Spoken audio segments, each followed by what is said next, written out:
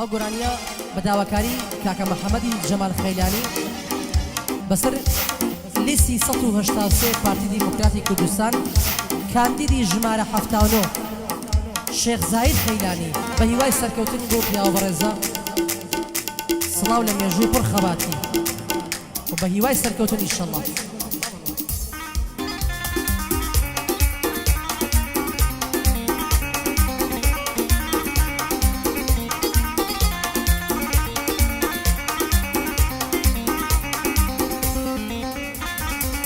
لبر شاوت دمرم دڵی لای تێ سەقەرە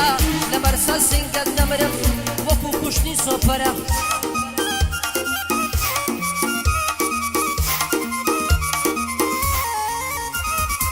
سێ ڕۆژ دەبێ لەم دیوە نایاتە بەر پەنجەرە لەبەراو برۆیەی دەمرم قەوسەن دڵی خەنجەرە هەرچی حیزبی پارتیە دڵ سۆز و کوتپەروەرە بۆ شێخ زاید خەیلانی دای من بۆ من سەروەرە کاندی ژمارە 79 نەڵەی لێم بێ خەبەرە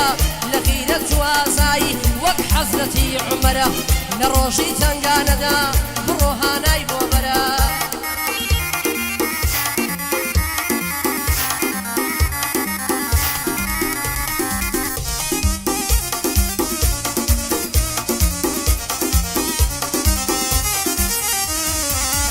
ڕۆژان دەڵی ڕۆژە مانگی چواردەیە شەوێ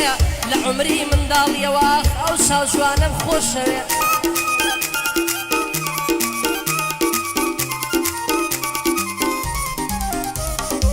چاود وە چاوی بازە ڕوومە دەنوکی کەوێ هەر بژی حیزبی پارتی دوژمنی کۆسپی کەوێ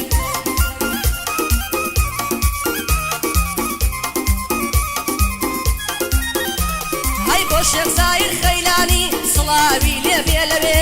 کەسێکی چاو نەترسا هەموومان خۆشمان دەوێ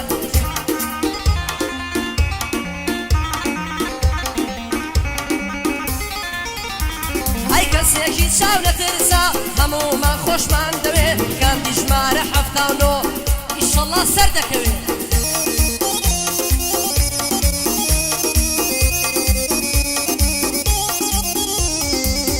دش بە شێخ زایدە کو لەبەر سنگی کەوێ بۆ گەشتن بۆ پۆستەی ئەو ئینسانی مەردی دەوێ ئینسانی مەردی دەوێ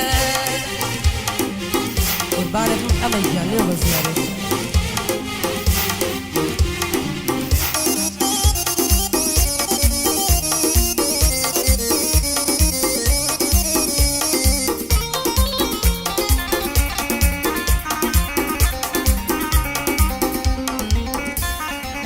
هاوار حەزرەتێ غەوز خۆش بە حاڵم نازانی ئەم دنیایم لە پێشاو لێ بووە بە زیندانی خۆشە ساڵێگەر هەد بێ یارێکی جانی جانی وەک شەکرۆ کە بۆی بمژی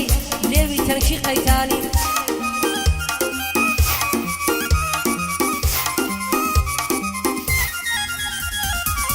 هەڵی دەگرم و دەڕۆین دەی بەمە سولەیمانی ئاواتمە تەنها جارێ ماشکەم سەری کوڵمانی سڵاو لە حیزبی پارتی سەرجەم کاندیدەکانی بۆ شێخ زاید خەیلانی ماز دەکەم چاوەکانی کاندی ژمارە 79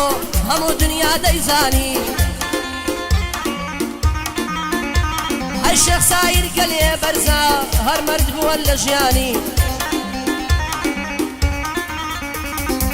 کەسێکی زۆر دڵسۆزە مەشهوری کوردستانی ئینشەڵڵا سەر دەکەوێ پاڵپشتی هەژارانی شێخ زاید چون ڕەمزێکە بۆ ئاشتی واوەدانی پێویستە هەموو خەڵکی لێی بکا پشتیوانی لێی بکا پشتیوانی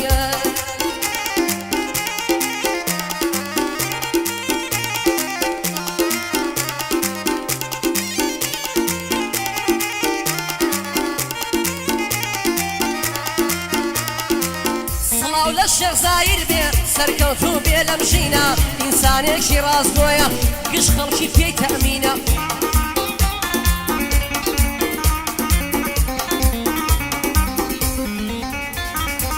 بەدڵ و گیا خۆشمان دەوێ یەک چاگران و سەنگینە کار و کردارەکانی شایستەی ئافرینە سڵاو لە حیزبی پارتی گشت خەڵکی پێی گەشتبینە کاندی ژمارە 79 ئینشەڵڵا یەکەمینە إن شاء الله يا كمينة إن شاء الله يا كمينة إن ئینشەڵڵا یەکەمینەوە